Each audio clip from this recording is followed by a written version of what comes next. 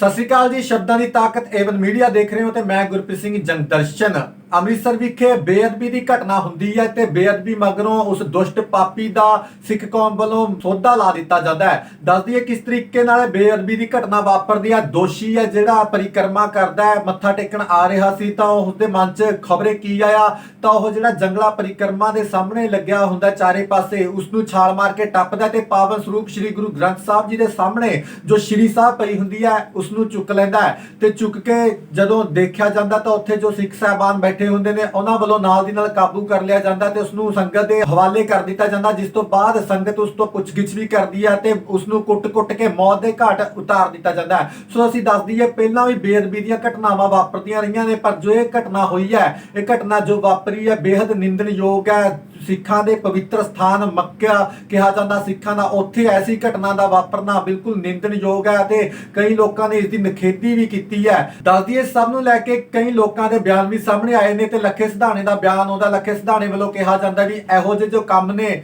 ਜੋ ਇਹ ਬੇਅਦਬੀ ਦੀਆਂ ਘਟਨਾਵਾਂ ਨੇ, ਉਹ ਬਿਲਕੁਲ ਹੀ ਸਰਕਾਰ ਵੱਲੋਂ ਕਰਵਾਈਆਂ ਜਾਂਦੀਆਂ ਜਾਂ ਕਈ ਜੋ ਏਜੰਸੀਆਂ ਕੰਮ ਕਰਦੀਆਂ ਇਸ ਦੇ ਪਿੱਛੇ, ਕਿਉਂਕਿ ਚੋਣਾਂ ਦਾ ਮਾਹੌਲ ਹੈ, ਚੋਣਾਂ ਵਿਧਾਨ ਸਭਾ ਦੀਆਂ ਆਉਣ ਵਾਲੀਆਂ ਨੇ ਤਾਂ ਉਸ ਨੂੰ ਲੈ ਕੇ ਇਹੋ ਜਿਹੀਆਂ ਘਟਨਾਵਾਂ ਹਮੇਸ਼ਾ ਹੀ ਲੀਡਰਾਂ ਵੱਲੋਂ ਤੇ ਕਰਵਾਈਆਂ ਜਾਂਦੀਆਂ ਜਾਂ ਸਰਕਾਰ ਵੱਲੋਂ ਕਿਹਦੇ ਵੱਲੋਂ ਕਰਵਾਈਆਂ ਜਾਂਦੀਆਂ, ਇਸ ਦੀ ਸੀਬੀਆਈ ਜਾਂਚ ਹੋਣੀ ਚਾਹੀਦੀ। ਉਹਨਾਂ ਵੱਡੀ ਜਾਂਚ ਦੀ ਮੰਗ ਕੀਤੀ ਹੈ। ਉੱਥੇ ਜੇਕਰ ਮੈਂ ਗੱਲ ਕਰਾਂ ਤਾਂ ਗਿਆਨੀ ਹਰਪ੍ਰੀਤ ਸਿੰਘ ਅਕਾਲ ਤਖਤ ਸਾਹਿਬ ਦੇ ਜਥੇਦਾਰ ਵੱਲੋਂ ਵੀ ਇੱਕ ਵੱਡਾ ਬਿਆਨ ਆਉਂਦਾ। ਉਹਨਾਂ ਕਿਹਾ ਵੀ ਸਾਡਾ ਹਰਮੰਦਰ ਸਾਹਿਬ ਜੋ ਹੈ ਉਹ ਸਿੱਖਾਂ ਦਾ ਦਿਲ ਹੈ ਤੇ ਜੋ ਸਾਡੇ ਦਿਲ ਤੇ ਪੈਰ ਰੱਖੇਗਾ ਉਹ ਆਪ ਵੀ ਜ਼ਿੰਦਗੀ ਜਿਉਣ ਦੀ ਆਸ ਨਾ ਰੱਖੇ।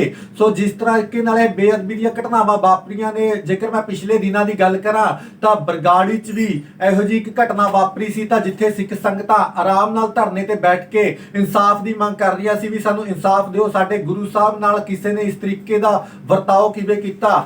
ਸੋ ਜਦੋਂ ਇਨਸਾਫ ਮੰਗ ਰਹੀਆਂ ਸੀ ਤਾਂ ਉਹਨਾਂ ਤੇ ਪੁਲਿਸ ਵੱਲੋਂ ਗੋਲੀ ਚਲਾ ਦਿੱਤੀ ਜਾਂਦੀ ਹੈ, ਜਿਸ ਕੀ ਮੌਤ ਵੀ ਹੋ ਜਾਂਦੀ ਹੈ। ਸੋ ਉਸ ਨੂੰ ਲੈ ਕੇ ਵੀ ਹੁਣ ਤੱਕ ਉਹ ਕੇਸ ਚੱਲ ਰਿਹਾ। ਹੁਣ ਉਸ ਤੋਂ ਬਾਅਦ ਕਈ SIT ਬਿਠਾਈਆਂ ਜਾਂਦੀਆਂ ਨੇ ਤੇ ਉਸ ਤੋਂ ਬਾਅਦ ਵੀ ਇਨਸਾਫ ਨਹੀਂ ਮਿਲ ਰਿਹਾ। ਜੇਕਰ ਮੈਂ ਗੱਲ ਕਰਾਂ ਉਸ ਤੋਂ ਇੱਕ ਸਿੰਘੂ ਬਾਰਡਰ ਤੇ ਬੇਅਦਬੀ ਦੀ ਘਟਨਾ ਵਾਪਰਦੀ ਹੈ, ਜਦੋਂ ਇੱਕ ਨੌਜਵਾਨ ਬੇਅਦਬੀ ਕਰਦਾ ਫੜਿਆ ਜਾਂਦਾ ਤਾਂ ਸਿੱਖ ਸੰਗਤ ਵੱਲੋਂ ਮੌਕੇ ਤੇ ਹੀ ਝਟਕਾ ਦਿੱਤਾ ਜਾਂਦਾ ਤੇ ਕਾਮਣਾ ਕੇ ਲਟਕਾ ਦਿੱਤਾ ਜਾਂਦਾ। ਸੋ ਉਸ ਤੋਂ ਬਾਅਦ ਕਈ ਸਵਾਲ ਵੀ ਉੱਠਦੇ ਨੇ ਵੀ ਕੀ ਜੋ ਸਿੱਖ ਸੰਗਤ ਇਸ ਵਕਤ ਮੌਕੇ ਤੇ ਹੀ ਸਜ਼ਾ ਦੇ ਦਿੰਦੀ ਹੈ, ਕਿ ਕਈ ਲੋਕਾਂ ਦਾ ਕਹਿਣਾ ਵੀ ਇਹ ਸਹੀ ਨਹੀਂ ਹੈ, ਪਰ ਸਿੱਖ ਕੌਮ 'ਚ ਵੀ ਭਾਰੀ ਰੋਸ ਹੈ। ਉਹਨਾਂ ਵੱਲੋਂ ਕਿਹਾ ਜਾਂਦਾ, ਸਿੱਖਾਂ ਵੱਲੋਂ ਕਿਹਾ ਜਾ ਰਿਹਾ ਹੈ ਵੀ ਸਾਨੂੰ ਪੁਲਿਸ ਤੋਂ ਅਸੀਂ ਕੀ ਉਮੀਦ ਰੱਖੀਏ। ਕੋਈ ਵੀ ਬੇਅਦਬੀ ਦਾ ਦੋਸ਼ੀ ਜੇਕਰ ਇਹ ਫੜਦੇ ਨੇ ਤਾਂ ਬਾਅਦ ਵਿੱਚ ਕਹਿ ਦਿੰਦੇ ਨੇ ਵੀ ਇਹ ਮਾਨਸਿਕ ਤੌਰ ਤੇ ਪਰੇਸ਼ਾਨ ਸੀ ਜਾਂ ਮੰਦਬੁੱਧੀ ਸੀ। ਇਸ ਤਰੀਕੇ ਦੇ ਅਸੀਂ ਕਈ ਕੇਸ ਦੇਖ ਚੁੱਕੇ ਹਾਂ ਜੋ ਪਹਿਲਾਂ ਵੀ ਪਿੰਡਾਂ 'ਚ ਘਟਨਾਵਾਂ ਵਾਪਰੀਆਂ ਨੇ ਤਾਂ ਉਦੋਂ ਜਦੋਂ ਪੁੱਛਿਆ ਜਾਂਦਾ ਵੀ ਇਸਨੇ ਇਹ ਘਟਨਾ ਨੂੰ ਕਿਉਂ ਅੰਜਾਮ ਦਿੱਤਾ, ਕਿਉਂ ਇਸਨੇ ਬੇਅਦਬੀ ਕੀਤੀ, ਤਾਂ ਹਮੇਸ਼ਾ ਹੀ ਇਹ ਕਹਿਣ 'ਚ ਆ ਜਾਂਦਾ ਵੀ ਇਸ ਵੱਲੋਂ ਇਹ ਮਾਨਸਿਕ ਤੌਰ ਤੇ ਪਰੇਸ਼ਾਨ ਸੀ ਜਾਂ ਮੰਦਬੁੱਧੀ ਹੈ ਤਾਂ ਕਰਕੇ ਇਸਨੇ ਅਜਿਹੀ ਘਟਨਾ ਨੂੰ ਅੰਜਾਮ ਦਿੱਤਾ। ਫਿਰ ਸਵਾਲ ਤਾਂ ਇਹ ਬਣਨਾ ਹੀ ਸੀ ਵੀ ਆਖਰ ਜੋ ਜਿਨ੍ਹਾਂ ਨੇ ਬੇਅਦਬੀਆਂ ਕੀਤੀਆਂ ਨੇ ਹੁਣ ਤੱਕ ਉਹ ਸਾਰੇ ਹੀ ਮੰਦਬੁੱਧੀ ਸੀ ਕਿ ਇਸ ਦੇ ਪਿੱਛੇ ਕੋਈ ਹੋਰ ਸਾਜ਼ਿਸ਼ ਕਰਦਾ ਹੈ। ਸੋ ਇਸ ਸਭ ਦੇ ਦੇਖਦਿਆਂ ਹੀ ਜੋ ਹੁਣ ਤੋਂ ਕਹਿ ਦਈਏ ਆਪਾਂ ਜੋ ਪਿੱਛੇ ਜੇ ਦੋ ਬੇਅਦਬੀਆਂ ਹੋਈਆਂ ਨੇ ਜਾਂ ਅੱਜ ਜੋ ਬੇਅਦਬੀ ਹੋਈ ਹੈ ਉਸ ਦਾ ਨਾਲ ਦੀ ਨਾਲ ਸਿੱਖ ਕੌਮ ਵੱਲੋਂ ਇਨਸਾਫ ਕਰ ਦਿੱਤਾ ਗਿਆ। ਜਿਨ੍ਹਾਂ ਦੋਸ਼ੀਆਂ ਵੱਲੋਂ ਇਹ ਬੇਅਦਬੀ ਕਰਨ ਦੀ ਕੋਸ਼ਿਸ਼ ਕੀਤੀ ਜਾਂਦੀ ਹੈ ਉਹਨੂੰ ਮੌਕੇ ਤੇ ਹੀ ਮੌਤ ਦੇ ਘਾਟ ਉਤਾਰ ਦਿੱਤਾ ਗਿਆ। ਸਿੰਘੂ ਬਾਰਡਰ ਤੇ ਵੀ ਇਨਸਾਫ ਨਾਲ ਦੀ ਨਾਲ ਕਰ ਦਿੱਤਾ ਗਿਆ ਤੇ ਹੁਣ ਜੋ ਹਰਮੰਦਰ ਸਾਹਿਬ ਸਿੱਖਾਂ ਦੇ ਪਵਿੱਤਰ ਸਥਾਨ ਮੱਕਾ ਕਿਹਾ ਜਾਂਦਾ ਹੈ, ਸੋ ਉੱਥੇ ਬੇਅਦਬੀ ਕਰਨ ਦੀ ਜੋ ਕੋਸ਼ਿਸ਼ ਕਰਦਾ ਤਾਂ ਉਸ ਨੂੰ ਵੀ ਸੰਗਤ ਵੱਲੋਂ ਮੌਤ ਦੇ ਘਾਟ ਉਤਾਰ ਦਿੱਤਾ ਜਾਂਦਾ ਤੇ ਆਪਣਾ ਇਨਸਾਫ ਲੈ ਲਿਆ ਜਾਂਦਾ ਹੈ। ਹੁਣ ਜੇਕਰ ਮੈਂ ਗੱਲ ਕਰਾਂ ਤੇ ਕਿਹਾ ਜਾਂਦਾ ਵੀ ਇਹ ਸਿੱਖ ਸੰਗਤ ਆਪਣੇ ਆਪ ਇਨਸਾਫ ਕਿਉਂ ਕਰਦੀ ਹੈ, ਤਾਂ ਪੁਲਿਸ ਵਾਲੇ ਵੀ ਕੱਲ ਨੂੰ ਕਹਿ ਰਹੇ ਨੇ ਵੀ ਜੇਕਰ ਉਹਨਾਂ ਤੇ ਕੋਈ ਕੇਸ ਹੁੰਦਾ ਜਿਨ੍ਹਾਂ ਵੱਲੋਂ ਇਹ ਸੌਦਾ ਲਾਇਆ ਜਾਂਦਾ ਤਾਂ ਸਿੱਖ ਸੰਗਤ ਨਾਲ ਖੜੇਗੀ। ਬਿਲਕੁਲ ਹੀ ਜੋ ਇਸ ਵਕਤ ਕੀਤਾ ਗਿਆ ਸੰਗਤ ਵੱਲੋਂ ਉਸਦਾ ਜੋ ਸੌਦਾ ਲਾਇਆ ਗਿਆ, ਇਸ ਤੇ ਜੇਕਰ ਕੱਲ ਕਲਾਣ ਨੂੰ ਪੁਲਿਸ ਕੋਈ ਕਾਰਵਾਈ ਕਰਦੀ ਹੈ ਤਾਂ ਸਿੱਖ ਸੰਗਤਾਂ ਦਾ ਕਹਿਣਾ ਵੀ ਅਸੀਂ ਇਹੋ ਜਿਹਾ ਬਿਲਕੁਲ ਵੀ ਨਹੀਂ ਹੋਣ ਦਿਆਂਗੇ। ਸਾਡੇ ਵੱਲੋਂ ਬਿਲਕੁਲ ਐਸੀ ਕੋਈ ਕਾਰਵਾਈ ਅਸੀਂ ਪੁਲਿਸ ਦੀ ਹੋਣ ਨਹੀਂ ਦਿਆਂਗੇ, ਕਿਉਂਕਿ ਸਿੱਖ ਸੰਗਤ ਦਾ ਇਹ ਫੈਸਲਾ ਸੀ ਜੋ ਸੌਦਾ ਲਾਇਆ ਗਿਆ। ਤੁਹਾਨੂੰ ਦੱਸ ਦਈਏ ਅਜਿਹੀਆਂ ਘਟਨਾਵਾਂ ਨੂੰ ਕੌਣ ਅੰਜਾਮ ਦੇ ਰਹੇ ਨੇ, ਅਜਿਹੀਆਂ ਘਟਨਾਵਾਂ ਕਿਉਂ ਵਾਪਰ ਰਹੀਆਂ ਨੇ। ਮੈਂ ਪਹਿਲਾਂ ਹੀ ਦੱਸ ਚੁੱਕਿਆ ਵੀ ਚੋਣਾਂ ਦਾ ਸਮਾਂ ਹੈ, ਕਿਤੇ ਸਰਕਾਰਾਂ ਵੱਲੋਂ ਜਾਂ ਕਈ ਲੋਕਾਂ ਵੱਲੋਂ ਕਿਹਾ ਜਾ ਰਿਹਾ ਵੀ ਸਰਾਸਰ ਸਰਕਾਰਾਂ ਇਹੋ ਜਿਹੇ ਕੰਮ ਕਰਾ ਰਹੀਆਂ ਨੇ।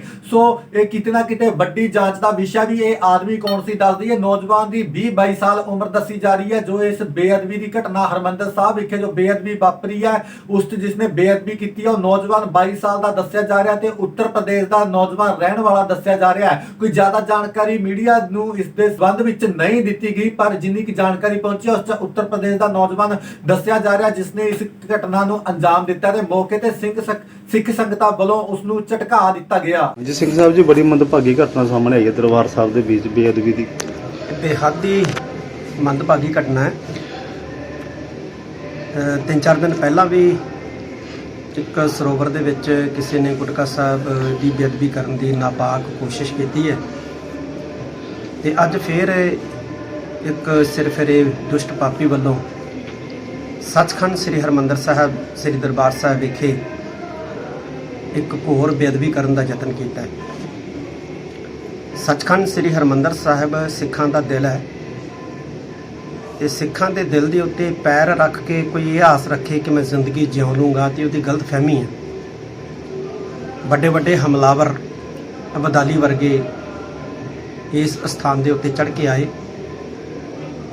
ਇੰਦਰਾ ਗਾਂਧੀ ਚੜ੍ਹ ਕੇ ਆਈ ਜਿਹਨੇ ਸੱਚਖੰਡ ਸ੍ਰੀ ਹਰਿਮੰਦਰ ਸਾਹਿਬ ਸ੍ਰੀ ਦਰਬਾਰ ਸਾਹਿਬ ਦੇ ਉੱਤੇ ਆਪਣਾ ਨਾਪਾਕ ਹਮਲਾ ਕਰਕੇ ਆਪਣੇ ਆਪ ਨੂੰ ਜੇਤੂ ਤੇ ਬਹਾਦਰ ਸਾਬਤ ਕਰਨ ਦਾ ਯਤਨ ਕੀਤਾ, ਪਰ ਸਿੱਖਾਂ ਨੇ ਬਰਦਾਸ਼ਤ ਨਹੀਂ ਕੀਤਾ।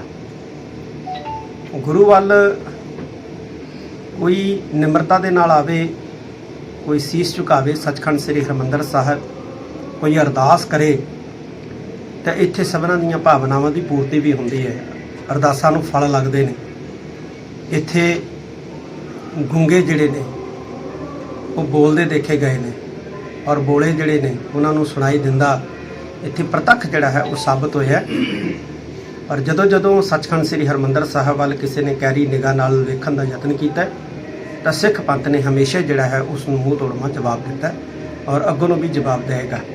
ਤੇ ਮੈਂ ਸਮੁੱਚੇ ਗੁਰੂ ਖਾਲਸਾ ਪੰਥ ਨੂੰ ਇਹ ਅਪੀਲ ਕਰਦਾ ਕਿ ਇਲੈਕਸ਼ਨ ਦਾ ਦੌਰ ਹੈ ਔਰ ਇਸ ਦੌਰ ਦੇ ਵਿੱਚ ਜੋ ਇਹ ਘਟੀਆ ਹਰਕਤਾਂ ਜਿਹੜੀਆਂ ਨੇ ਕਰਵਾਈਆਂ ਜਾ ਰਹੀਆਂ ਨੇ, ਜਿਹੜੀਆਂ ਵੀ ਏਜੰਸੀਆਂ ਇਹਨਾਂ ਘਟਨਾਵਾਂ ਨੂੰ ਕਰਾਉਣ ਦੇ ਲਈ ਜ਼ਿੰਮੇਵਾਰ ਨੇ, ਉਹਨਾਂ ਨੂੰ ਅਸੀਂ ਇਹ ਦੱਸਣਾ ਚਾਹੁੰਦੇ ਹਾਂ ਕਿ ਸਿੱਖਾਂ ਦੇ ਸਬਰ ਦਾ ਪਿਆਲਾ ਜਿਹੜਾ ਹੈ ਉਹ ਭਰ ਚੁੱਕਿਆ।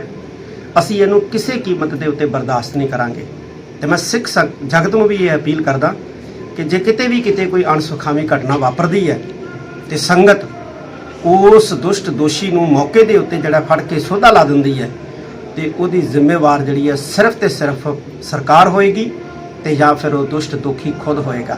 ਤੇ ਭਾਰਤ ਸਰਕਾਰ ਨੂੰ ਅਸੀਂ ਕਹਿਣਾ ਚਾਹੁੰਦੇ ਹਾਂ ਕਿ ਇਹਦੇ ਪਿੱਛੇ ਕੌਣ ਤਾਕਤਾਂ ਜਿਹੜੀਆਂ ਜ਼ਿੰਮੇਵਾਰ ਹੈ, ਇਹਨੂੰ ਬੇਨਕਾਬ ਜਿਹੜਾ ਹੈ ਉਹ ਕੀਤਾ ਜਾਏ। ਕਿਹੜੀਆਂ ਤਾਕਤਾਂ ਐਸੇ ਘਿਨਾਉਣੇ ਘਟਨਾਕ੍ਰਮ ਜਿਹੜੇ ਵਰਤ ਰਹੇ ਨੇ ਇਹਨਾਂ ਨੂੰ ਅੰਜਾਮ ਦੇ ਰਹੀਆਂ ਨੇ, ਇਹਨਾਂ ਘਟਨਾਕ੍ਰਮਾਂ ਤੋਂ ਪਰਦਾ ਜਿਹੜਾ ਹੈ ਉਹ ਚੁੱਕਿਆ ਜਾਣਾ ਚਾਹੀਦਾ। ਸਿੱਖ ਕੌਮ ਹੁਣ ਹੋਰ ਬਰਦਾਸ਼ਤ ਇਸ ਤਰ੍ਹਾਂ ਦੀਆਂ ਘਟਨਾਵਾਂ ਨੂੰ ਬਿਲਕੁਲ ਨਹੀਂ ਕਰੇ। ਸਿੰਘ ਸਾਹਿਬ, ਸੰਗਤ ਵੱਲੋਂ ਮੌਕੇ ਦੀ ਮੌਤ ਦੇ ਘਰ ਉਤਾਰ ਦਿੱਤਾ ਗਿਆ। ਮੈਂ ਪਹਿਲਾਂ ਕਿਹਾ ਕਿ ਸੱਚਖੰਡ ਸ੍ਰੀ ਹਰਿਮੰਦਰ ਸਾਹਿਬ ਸਿੱਖਾਂ ਦਾ ਦਿਲ ਹੈ ਤੇ ਜਿਹੜਾ ਵੀ ਸਿੱਖਾਂ ਦੇ ਇਸ ਦਿਲ ਦੇ ਉੱਤੇ ਕਦਮ ਰੱਖਣ ਦੀ ਸੋਚੇਗਾ ਵੀ ਉਹ ਜ਼ਿੰਦਗੀ ਜਿਉਣ ਦੀ ਆਸ ਜਿਹੜੀ ਹੈ ਉਹ ਆਪਣੀ ਮੁਕਾਏਗਾ, ਖਤਮ ਕਰੇਗਾ। ਛੋੜ 'ਚ ਰੱਖਿਓ। ਅੱਜ ਸੱਚਖੰਡ ਸ੍ਰੀ ਹਰਿਮੰਦਰ ਸਾਹਿਬ ਦੇ ਅੰਦਰ ਇੱਕ ਦੁਸ਼ਟ ਪਾਪੀ ਨੇ ਸ੍ਰੀ ਗੁਰੂ ਗ੍ਰੰਥ ਸਾਹਿਬ ਜੀ ਪਾਤਸ਼ਾਹ ਜੀ ਦੀ ਬੇਅਦਬੀ ਕਰਨ ਦਾ ਯਤਨ ਕੀਤਾ ਔਰ ਮੈਂ ਇਸ ਘਟਨਾ ਦੀ ਜ਼ੋਰਦਾਰ ਸ਼ਬਦਾਂ ਵਿੱਚ ਜਿੱਥੇ ਨਿੰਦਾ ਕਰਦਾ ਔਰ ਮੈਂ ਸਮਝਦਾ ਕਿ ਉਹਨੇ ਮੱਸੇ ਰੰਗੜ ਦੀ ਵਿਰਾਸਤ ਨੂੰ ਸਾਂਭਣ ਦਾ ਯਤਨ ਕੀਤਾ ਸੀ, ਲੇਕਿਨ ਭਾਈ ਸੁੱਖਾ ਸਿੰਘ, ਭਾਈ ਮਹਿਤਾਬ ਸਿੰਘ ਜਿਹੜੇ ਸਨ ਉਹਨਾਂ ਦੇ ਵਾਰਸਾਂ ਨੇ ਉਹਨਾਂ ਨੂੰ ਸੋਧਾ ਲਾਇਆ ਤੇ ਜਿਨ੍ਹਾਂ ਨੇ ਸੋਧਾ ਲਾਇਆ ਗੁਰੂ ਪਿਆਰਿਆਂ ਨੇ, ਮੈਂ ਉਹਨਾਂ ਦੀ ਪ੍ਰਸ਼ੰਸਾ ਕਰਦਾ ਔਰ ਮੈਂ ਸਰਕਾਰ ਨੂੰ ਇਹ ਗੱਲ ਸਪਸ਼ਟ ਰੂਪ ਵਿੱਚ ਕਹਿਣਾ ਚਾਹੁੰਦਾ ਕਿ ਇਹੋ ਜਿਹੀਆਂ ਘਟਨਾਵਾਂ ਜਿਹੜੀਆਂ ਨੇ ਹੁਣ ਖਾਲਸਾ ਪੰਥ ਕਦਾਚਿਤ ਵੀ ਬਰਦਾਸ਼ਤ ਨਹੀਂ ਕਰੇਗਾ। ਬਹੁਤ ਹੱਦ ਹੋ ਚੁੱਕੀ ਹੈ। ਏਜੰਸੀਆਂ ਜਿਹੜੀਆਂ ਇਸ ਪਾਸੇ ਲੱਗੀਆਂ ਹੋਈਆਂ ਪੰਜਾਬ ਦੀ ਅਮਨ ਸ਼ਾਂਤੀ ਤੇ ਭਾਈਚਾਰੇ ਨੂੰ ਤਬਾਹ ਕਰਨ ਦੇ ਲਈ, ਪੰਜਾਬੀਆਂ ਨੂੰ ਤੇ ਸਿੱਖ ਪੰਥ ਨੂੰ ਮੇਰੀ ਅਪੀਲ ਹੈ ਕਿ ਇਹਨਾਂ ਏਜੰਸੀਆਂ ਦਾ ਮੂੰਹ ਤੋੜਵਾਂ ਜਵਾਬ ਦੇਣ ਲਈ ਆਪਣੀ ਏਕਤਾ ਔਰ ਆਪਣੀ ਸ਼ਕਤੀ ਜਿਹੜੀ ਹੈ ਉਹਨੂੰ ਮਜ਼ਬੂਤ ਕਰਨ ਦਾ ਯਤਨ ਕਰਨਾ ਚਾਹੀਦਾ। ਭਵਿੱਖ ਵਿੱਚ ਮੈਂ ਸਿੱਖ ਸੰਗਤ ਨੂੰ ਵੀ ਇਹ ਅਪੀਲ ਕਰਨੀ ਚਾਹੁੰਦਾ ਕਿ ਇਸ ਗੱਲਾਂ ਪ੍ਰਤੀ ਇਹ ਬਹੁਤ ਸੁਚੇਤ ਹੋਣ ਦੀ ਜ਼ਰੂਰਤ ਹੈ। ਸ਼ਬਦ ਗੁਰੂ ਸ੍ਰੀ ਗੁਰੂ ਗ੍ਰੰਥ ਸਾਹਿਬ ਪਾਤਸ਼ਾਹ ਜੀ ਦੇ ਪਾਵਨ ਪਵਿੱਤਰ ਸਰੂਪ ਦੀ ਮਰਿਆਦਾ ਨੂੰ ਕਾਇਮ ਰੱਖਣਾ ਆਪਣੀ ਸਾਰਿਆਂ ਦੀ ਡਿਊਟੀ, ਆਪਣਾ ਸਾਰਿਆਂ ਦਾ ਫਰਜ਼ ਬਣਦਾ ਤੇ ਇਹਦੇ ਪ੍ਰਤੀ ਸ਼੍ਰੋਮਣੀ ਗੁਰਦੁਆਰਾ ਪ੍ਰਬੰਧਕ ਕਮੇਟੀ, ਸਾਰੇ ਗੁਰਦੁਆਰੇ ਸਾਹਿਬਾਨ ਜਿੰਨੇ ਵੀ ਸ਼੍ਰੋਮਣੀ ਗੁਰਦੁਆਰਾ ਪ੍ਰਬੰਧਕ ਕਮੇਟੀ ਦੇ ਪ੍ਰਬੰਧ ਹੇਠ ਸਿੱਧੇ ਜਾਂ ਸਿੱਧੇ ਰੂਪ ਵਿੱਚ ਜਾਂ ਬਾਕੀ ਗੁਰਦੁਆਰੇ ਸਾਹਿਬਾਨ ਨੇ ਉਹਨਾਂ ਸਾਰੇ ਪ੍ਰਬੰਧਕਾਂ ਨੂੰ ਸ਼੍ਰੋਮਣੀ ਗੁਰਦੁਆਰਾ ਪ੍ਰਬੰਧਕ ਕਮੇਟੀ ਅਪੀਲ ਕਰਦੀ ਹੈ ਕਿ ਸ਼ਬਦ ਗੁਰੂ ਸ੍ਰੀ ਗੁਰੂ ਗ੍ਰੰਥ ਸਾਹਿਬ ਜੀ ਦੇ ਸਤਿਕਾਰ ਦਾ ਧਿਆਨ ਰੱਖਣ ਦਾ ਯਤਨ ਕੀਤਾ ਜਾਣਾ ਚਾਹੀਦਾ।